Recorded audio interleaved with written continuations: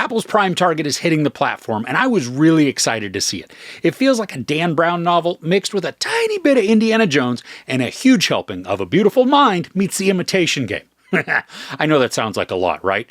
Kinda is. But does this amalgamation work? A postgraduate mathematics student discovers an effort to destroy his work in finding a pattern in prime numbers that would allow him to access every computer in the world. So this centers all around math, and not your run-of-the-mill solve for X type of math, but incredibly high-level, melt-your-mind sort of maths. Now luckily, you don't have to have passed addition even to get into this. While the math is highly complex, any parts that we're supposed to understand for the storytelling, they're explained simply. Now, the premise of this 8-episode series is that a young genius math student is pursued by unknown forces because he's close to solving an equation that could be used to break any digital password or lock. And if the story was just that, it kind of sounds a little bit dull. But this becomes a globe-hopping mystery thriller where scheming, espionage, and threats from all over play a major role in the suspense. Leo Woodall and Quintessa Swindell star as Edward and Taylor. Now, Ed is the math student, and Taylor is an NSA operative tasked with surveilling anybody working on this prime number equation. Now, the show, it takes a bit to get into. I was invested because I wanted to be. I love puzzle-type shows, and if they can involve archaeology, that piques my interest even more. And this, it melds the two, using an ancient discovery filled with centuries-old equations that helps to catapult Ed's work. But for the first 2 episodes, which drop together, the show, it spends a decent amount of time getting us acquainted with Ed, effectively showing us how he's socially awkward, pretty much a loner, and consumed by his thesis and then distracted by patterns that he sees all over the place. Remember that TV show from the early 2000s with Rob Morrow called Numbers? Well, this has a bit of that. While Ed isn't solving crimes with his equations, his mind recognizes patterns within many things, and this can either prove useful or distracting for him. But we get to see Ed's life and how he has this strange relationship with the professor. And the dynamic there, I thought it was odd. The professor is cagey and mysterious, with a lot of suspicious behavior just thanks to David Morrissey's performance. Now, by the 2nd episode, we're introduced to Taylor and begin to get a little more of the action and the intrigue.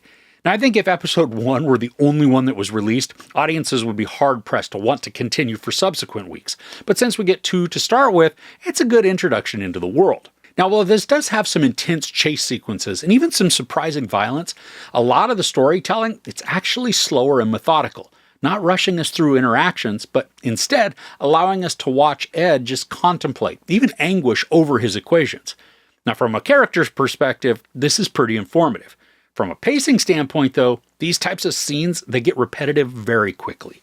There are only so many times that we can watch Ed write on a board or in his notebook with eyes all scrunched up as he massages his forehead just in frustration. And then to make this feel even more monotonous, almost none of his math is ever explained. And don't go thinking that I'm looking for the dumbed-down version of his genius work. I would just appreciate getting some insight into what it is he's actually writing and attempting to solve. We're told that primes are the answer, that if he can solve this equation, then that solution will make any password or digital lock worthless because the solution to Ed's equation will provide the master key for anything. And that enables the holder of that key access to anything in the world. Dams, banks, power grids, information, so on. So the understanding of the value of that, it's understood. But as he's furiously writing everything down, it's a dull watching experience. Even when there are threatening time constraints at play because the actual process, it's a complete mystery. And it continues to be throughout the show. Now, because there are a lot of entities interested in obtaining the solution, there's deception at play within the plot. And I'm pretty sure that you're going to be able to see any surprises or twists before they actually arrive. Not because the story telegraphs the answer blatantly, but really just because of how the story progresses and how the information is presented to us.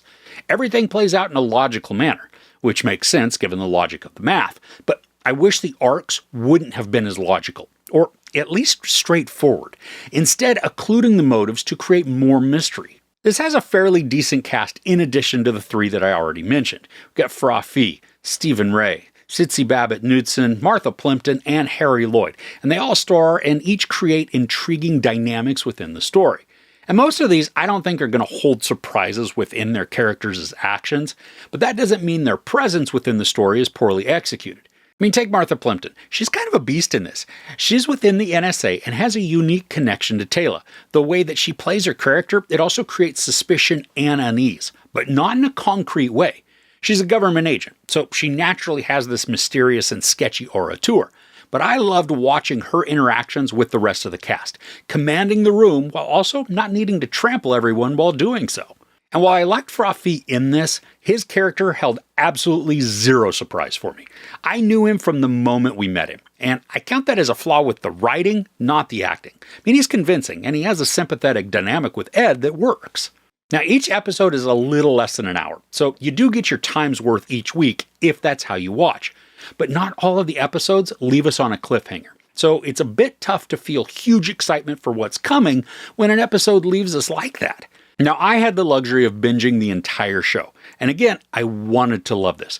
I wanted to be invested in it. So I was doing my best to maintain my excitement. But ultimately, that waned, and the show fell into a somewhat predictable dance of forward step, conflict, backward step, clever maneuver by our protagonists with maybe a half step forward. And then that cycle repeats in basically the same fashion.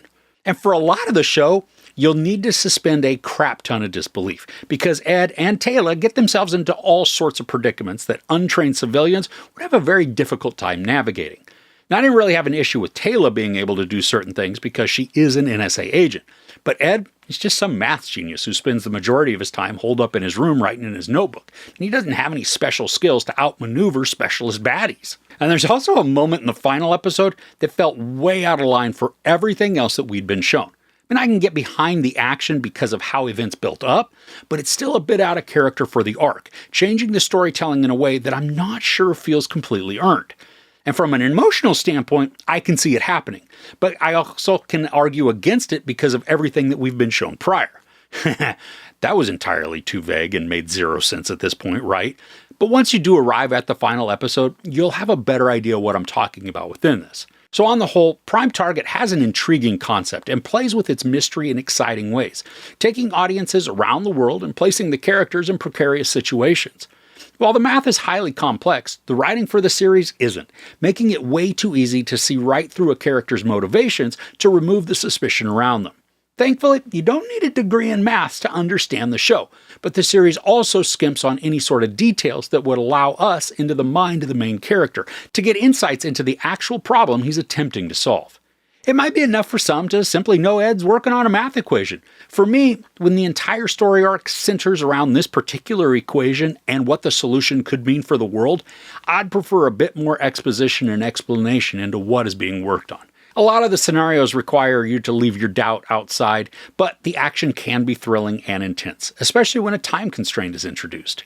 For as much as I wanted to totally love this show and I kept willing the story to be unique and clever, this turned out to be just an okay series, creating some excitement and endearing characters while also getting the answer incorrect. Maybe they just forgot to carry the one. There's no sex, some nudity, a ton of profanity, and a lot of violence. I give Prime Target 3 out of 5 couches. This is better as a binge than a weekly watch, but it's not spectacular either way you view it. Okay, are there any puzzle type stories you've seen lately that are worth a watch? I'd love to hear about them in the comments below. If you enjoyed this review, please give it a like. Also, don't forget to share and subscribe. I'm Chris. This is Movies and Munchies. Thanks for couching with me.